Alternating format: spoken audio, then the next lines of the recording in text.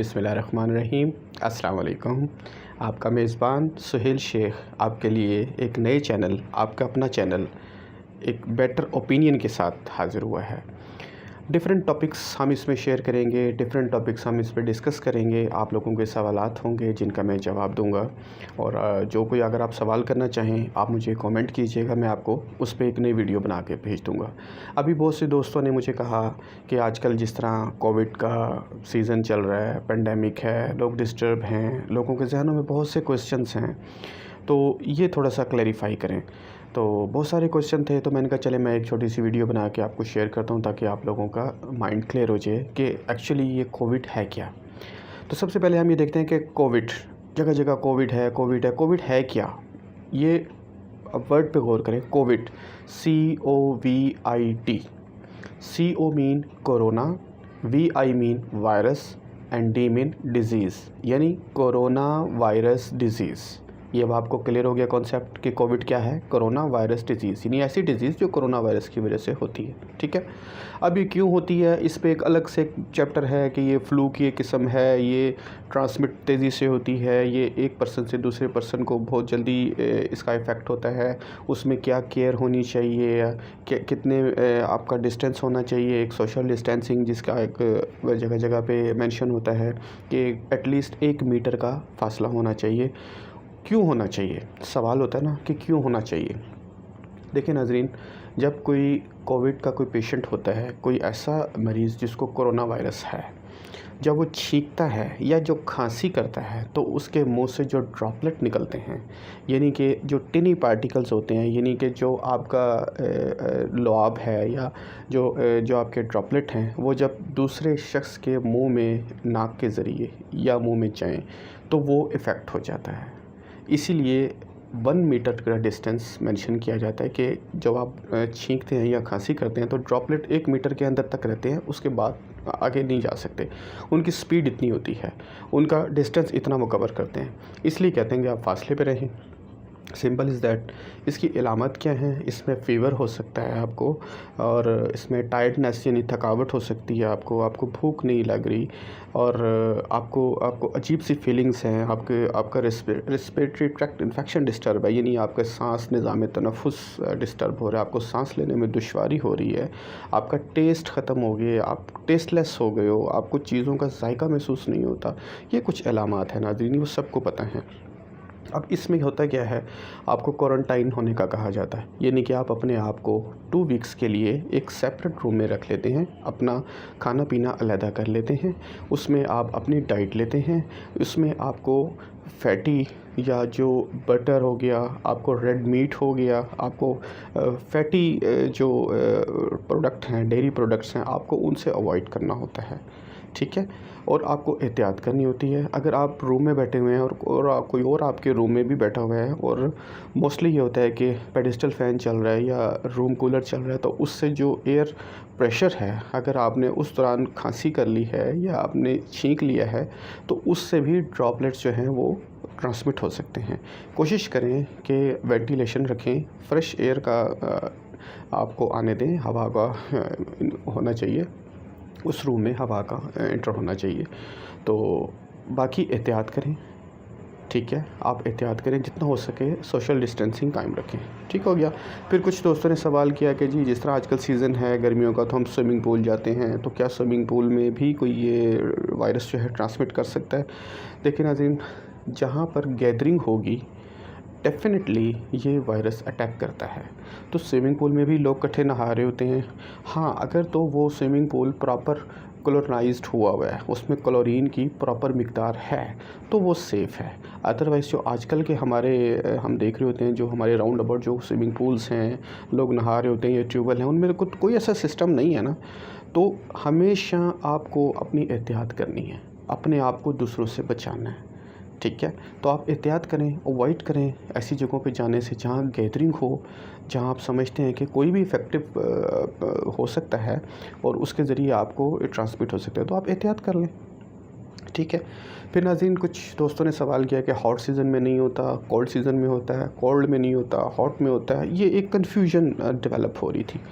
देखिए नाज़रीन, सीज़न कोई भी हो, हॉट हो या कोल्ड हो, आपने अपने प्रोटेक्टिव मेजर्स अपने अडॉप्ट करने हैं, ठीक है। आपने अपनी एहतियात खुद करनी है।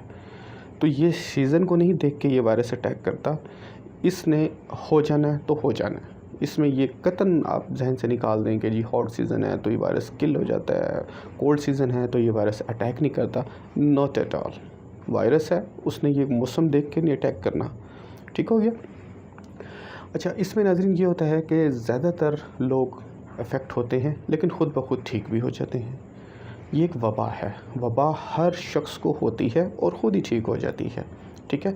ज़्यादातर जो ओल्ड एज पर्सनस हैं या जो ऑलरेडी किसी डिज़ीज़ में हैं, लाइक कार्डियोवैस्कुलर डिज़ीज़, यानी कोई दिल के मसले के साथ है, दिल की बीमारी है, उसको हाई ब्लड प्रेशर है, शुगर है और इवन देन के कैंसर पेशेंट है, उसमें ये इफ़ेक्ट जल्दी करता है। तो इसलिए ओल्ड एज पर्सन को बहुत ज़्यादा एहतियात की ज़रूरत है। ठीक हो गया। अच्छा नाज़रीन, इसकी अब वैक्सीन मार्केट में आ गई है, पूरी वर्ल्ड में वैक्सीन लग रही है, हमारे पाकिस्तान में भी ये शुरू हो गई है वैक्सीन। आप सिंपली 1166 पे अपना आईडी कार्ड सेंड करते हैं और आपका कोड आ जाता है और आपको जो भी नज़दीकी सेंटर है उसका एड्रेस दे दिया जाता है और आप जाकर अपनी वैक्सीन लगवा लेते हैं। अच्छा, अब इसमें भी नाज़रीन बड़े अफसोस के साथ कहना पड़ता है कि बड़े इब्हाम हैं लोगों में, बड़ी गलतफहमियां हैं, कन्फ्यूजन्स हैं कि यार वैक्सीन नहीं लगवानी चाहिए, इसके साइड इफ़ेक्ट्स हैं, इससे ये हो जाता है, इससे वो हो जाता है। मैं ज़्यादा डेप्थ में नहीं जाना चाहता, जो लोगों के ख़यालात हैं। नाज़रीन, एक चीज़ का ख़याल रखें, एक डिज़ीज़ है, उसके हिफाजत के लिए, उससे बचाव के लिए एक वैक्सीन बनाई गई है। वो कैसे डेंजरस हो सकती है? हमारे पाकिस्तान में अभी 2 तरह की वैक्सीन्स लग रही हैं। अब इसमें फिर अलग लोगों की कन्फ्यूजन है। कुछ लोग कहते हैं जी साइनोफार्म ज़्यादा बेहतर है, कुछ कहते हैं एस्ट्राजेनेका ज़्यादा बेहतर है। एक चीज़ मैं आपको क्लियर कर दूं कि सबसे पहले जो वैक्सीन तैयार की गई वो बीजिंग में तैयार की गई, चाइना में। वो थी साइनोफार्म। ये आप नाम देख रहे होंगे स्क्रीन पे, साइनोफार्म। ये पहली रिसर्च थी, ये वैक्सीन जो चाइना ने तैयार की। इसकी 2 डोज लगती हैं। पहली डोज़ के बाद जो सेकंड डोज़ का इंटरवल है वो 2 से 3 हफ्ते है, यानी 21 दिन 22 दिन के बाद आपको सेकंड डोज़ लगानी पड़ती है। अच्छा, फिर उसके बाद रिसर्च चल रही थी पूरी वर्ल्ड में, तो ब्रिटिश यूनाइटेड किंगडम बरतानिया में ऑक्सफोर्ड यूनिवर्सिटी के ताउन से उन्होंने बनाई एस्ट्राजेनेका। नाम आप देख रहे होंगे, एस्ट्राजेनेका। ये ब्रिटिश है। इनकी रिसर्च क्या कहती है कि आप एक डोज़ लेंगे, सेकंड डोज़ आपको 8 से 10 हफ्तों के बाद लेनी होगी या 80 डेज़ के बाद आपकी सेकंड डोज़ रिपीट होती है। अब लोग कहने लगे जी फ़लाँ को लग रही है और 21 दिन के बाद लग रही है और मुझे लग रही है तो 80 दिन के बाद लग रही है, ये क्या डिफरेंस है? इस चीज़ में मत चाहिए कि कौन सी 21 दिन के बाद है, कौन सी 80 दिन के बाद है।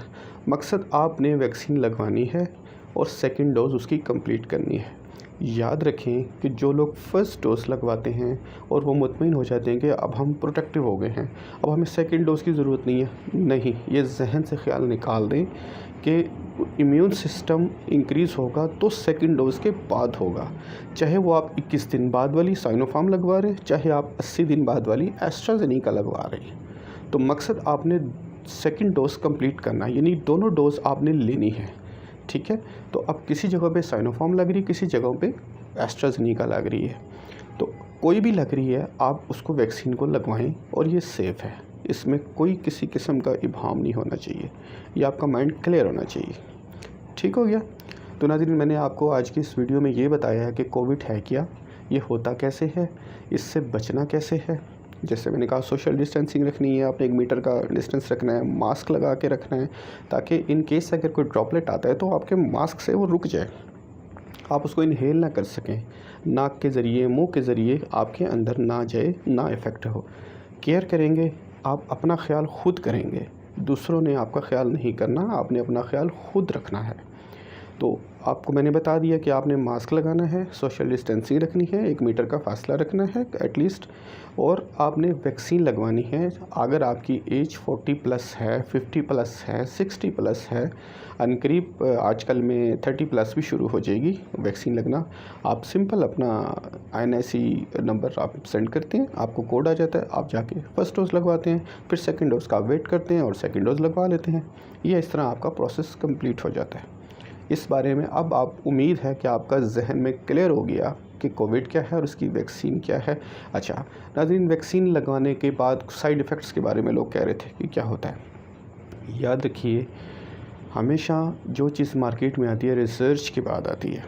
अब मैं आपको बताता हूँ कि जो मेन साइड इफ़ेक्ट्स मार्केट में आ रहे हैं, जो रिसर्च साबित हो रहे हैं, जो प्रूफ हुए हैं, उनमें सबसे पहले हेडेक, सर दर्द, बुखार, तेज़ बुखार भी हो सकता है, और नंबर 3 जो मोस्ट कॉमन है नाज़रीन, वो जिस साइट पे इंजेक्शन लग रहा है, वैक्सीन लग रही है, इंजेक्शन साइट पे पेन का होना, वो बहुत सीवियर होती है, मॉडरेट भी हो सकती है। मतलब 1 से 2 दिन आपको आपके वो बाजू, आपकी वो जगह बहुत पेन करती है। घबराने की ज़रूरत नहीं है, 2 दिन के बाद बिल्कुल ठीक, नॉर्मल, सिंपल ये साइड इफ़ेक्ट है। बाकी ये नहीं है कि जी वो ब्लड क्लॉट हो रहे हैं, डेथ हो रही है, कोई ऐसा सीन नहीं है। एक आध सीन दुनिया में ऐसा एक जगह पे हो गया था बेल्जियम में, उसके बाद उन्होंने उस चीज़ को आइडेंटिफाई किया, रिसर्च किया, उसके बाद कोई ऐसा केस नहीं आया। हमारे पाकिस्तान में कोई ऐसा केस नहीं है।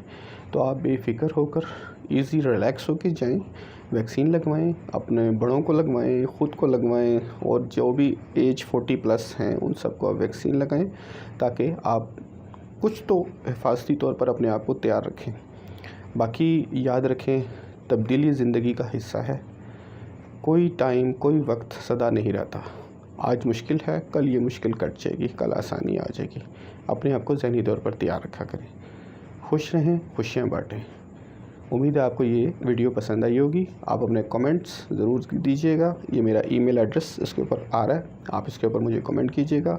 और कोई किसी सब्जेक्ट पे आपको इन्फॉर्मेशन चाहिए, किसी भी मौजू पे आप मुझे बताएं, मैं आपको इसकी वीडियो बना के आसान अल्फाज में शेयर कर दूँगा, ताकि आपके नॉलेज में इजाफ़ा हो। ठीक है नाज़रीन, बहुत शुक्रिया। अपना ख्याल रखिएगा, तो हमें याद रखिएगा। अल्लाह हाफ़िज़।